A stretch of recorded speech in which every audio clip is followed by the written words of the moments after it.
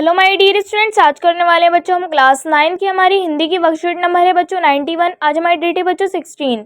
आज का हमारा टॉपिक है मेरे संग की औरतें। विद्यार्थी के नाम में आपका नाम आएगा और कक्षा अध्यापक के नाम में आपकी टीचर का। ठीक है बच्चों, तो स्टार्ट करते हैं। चलिए प्यारे बच्चों, इन कार्यपत्रिकाओं के माध्यम से अब तक आपकी पाठ्य पुस्तक क्षितिज भाग 1 के पाठों पर चर्चा की जा रही थी।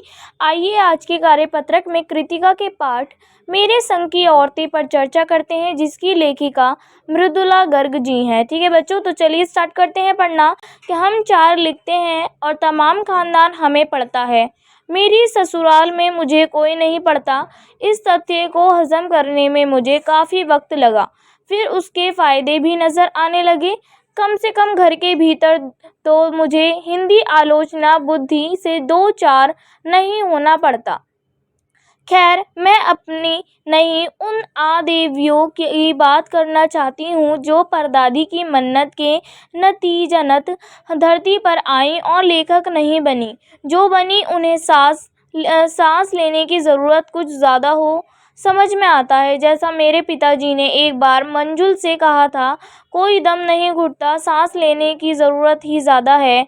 पर यहाँ तो हम सैर तो गैर लेखिका बहनें सवा शेर। चौथे नंबर वाली रेणु का आलम यह था कि गर्मी की दोपहरी से स्कूल में से वापसी पर जब गाड़ी उसे और उससे छोटी बहन अचला को बस अड्डे से लेने जाती तो रेणु उसमें बैठने से इनकार कर देती। उसका कहना था कि यूं थोड़ा सा रास्ता गाड़ी में बैठकर तय करना सामंतशाही का प्रतीक था, जो शायद था, पर साथ ही पिता के अतिरिक्त लाड़ का भी, और रसोइयों का खाना खिलाकर जल्दी फारिग करने की लाचारी का भी। माँ तो सब चीज़ों से उदासीन रहती थी, पर पिता काफ़ी कुढ़ते भुनते जब देखते कि अचला गाड़ी में बैठी चली आ रही है और रेणु पीछे पीछे पसीने में तरबतर खरामा। बचपन में एक बार चुनौती दिए जाने पर उसने जनरल थीमिया को पत्र लिखकर उनका चित्र मंगवा लिया था, जो एक मोटरसाइकिल सवार जवान आकर उसके हाथ में दे गया था। पड़ोस में उसका रुतबा काफ़ी बढ़ गया था। गाड़ी में बैठने के साथ उसे इम्तिहान देने में भी परहेज था। स्कूल तो जैसे जैसे पास कर लिया, पर जब BA का इम्तिहान देने की बारी आई तो वह अड़ गई। पहले मुझे समझाओ कि BA करना क्यों ज़रूरी है, तब मैं इम्तिहान दूंगी। अगर मुझे यकीन आ गया कि हाँ कोई फ़ायदा है, वरना नहीं।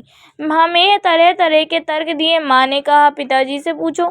ठीक है बच्चों, इसके आगे का हम दूसरी वर्कशीट में कंटिन्यू करेंगे। ठीक है, अब नीचे में बोला गया है, आशा है आपने इस गद्यांश को पढ़वा समझ लिया होगा। आइए इसी गद्यांश पर आधारित कुछ प्रश्नों के उत्तर खोजते और लिखते हैं। ठीक है बच्चों, तो बच्चों यहाँ पर हमें 5 क्वेश्चंस दे रखे हैं, बेहद ईजी हैं, और गतिविधि दे रखी है कि बस अड्डे से वापस आते समय रेणु द्वारा कार में ना बैठने के निर्णय से आप कहाँ तक सहमत हैं, अपने विचार लिखिए। ठीक है बच्चों, तो चलिए बच्चों फटाफट से इनके आंसर कर लेते हैं। ठीक है, तो बच्चों हमारा फर्स्ट क्वेश्चन था कि ससुराल में लेखिका को ना पढ़ जाने का क्या फ़ायदा मिला। तो आप इसका उत्तर लिखेंगे, इसका उन्हें यह फ़ायदा मिला कि उन्हें हिंदी आलोचना बुद्धि से 2-4 बार नहीं होना पड़ता। ठीक है, फिर बच्चों हमारा सेकंड क्वेश्चन है कि रेणु बस अड्डे से वापस आते समय गाड़ी में बैठने से मना क्यों करती थी।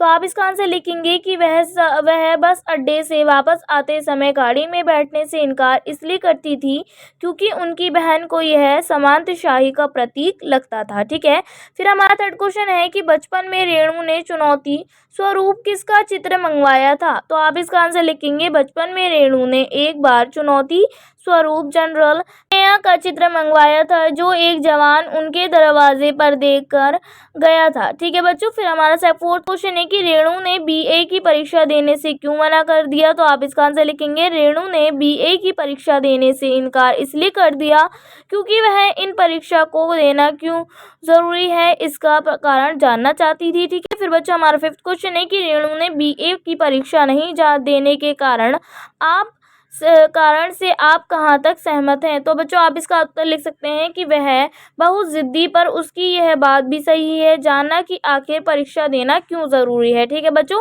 फिर जो गतिविधि थी वो बच्चों आप कर लेंगे, बहुत ईजी से है। ठीक है, तो बच्चों हमारी वर्कशीट जो यहीं पर पूरी होती है। आई होप आप लोगों को वर्कशीट अच्छे से समझ में आ गई होगी।